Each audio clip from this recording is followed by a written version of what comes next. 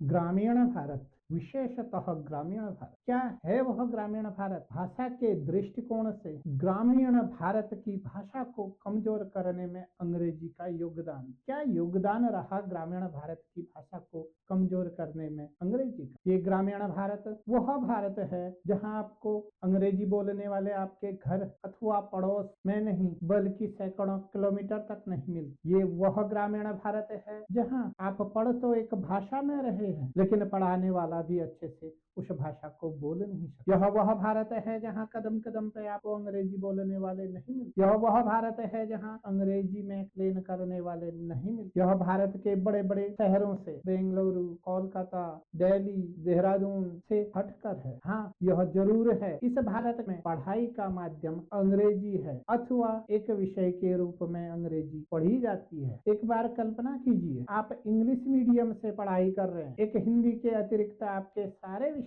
अंग्रेजी में ही हैं। यदि आपको उस भाषा को पढ़ना ही नहीं आता है फिर आपके समझ में जो लिखा गया है उन पुस्तकों में कैसे समझ पाए? भारत के हिंदी भाषी क्षेत्र में बदले हैं, बहुत बदले हैं। घर घर में फोन है, यदि आप चाहें 1 सेकंड में आप यहाँ से अमेरिका भी मैसेज भेज सकते हैं। पहले यदि आपके घर का कोई बाहर दूर नौकरी करता था, आपके घर चिट्ठी आने में अधिक ही समय लगता था, लेकिन आज व्हाट्सएप के माध्यम से या अदर मैसेजिंग एप्स के माध्यम से आप कनेक्ट हो सकते हैं। एक समय था जब बेटियों को भी माँ बाप से मिलने के लिए महीने 2 महीने में मायके जाना होता, आज तो वीडियो कॉल पर कभी भी बातें हो जाती। सोशल मीडिया एप्स पर अभी मुझे सुनते सुनते 2 सेकंड में यहाँ नहीं फ्रांस, जर्मनी, रशिया घूम के वापस आ। और इसी के साथ साथ हमारे कार्य करने के तरीके भी बदले। हमने यूपीआई से पेमेंट करना शुरू कर दिया। हम सब जगह बदले, जीवन के हर आयाम पर हम बदले। आज भी उदाहरण के तौर पर आपने कई जगह कहते सुना होगा, पढ़ने वाले तो कहीं भी पढ़ लेते हैं, पढ़ने वाले कैसे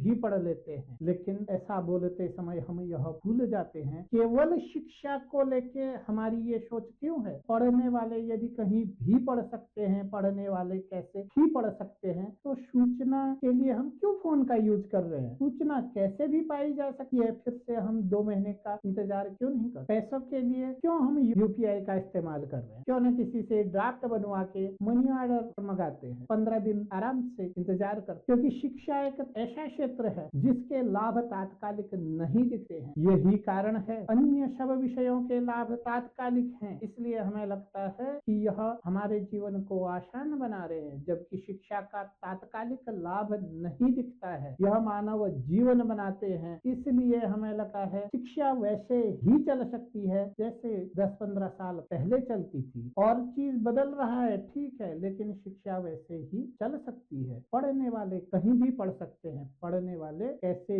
भी पढ़ सकते। पहले जितना समय किसी भी चीज में ज्यादा लगता था वह आज बहुत ही कम हो चुका है। मानव जीवन के हर पहलू पर यदि समय के तीव्र होने का इम्पैक्ट पड़ रहा है तो हम कैसे ये सोच रहे हैं केवल शिक्षा एक ऐसी है जिस पर इसका प्रभाव नहीं पड़ेगा। पहले यदि 1 साल पिछड़ने का अर्थ केवल 1 साल होता था, आज उसी 1 साल पिछड़ने का अर्थ 10 साल भी बन सकता है, क्योंकि टेक्नोलॉजी इतनी फास्ट ग्रो हो रही है, नई चीजें इतनी जल्दी से आ रही है।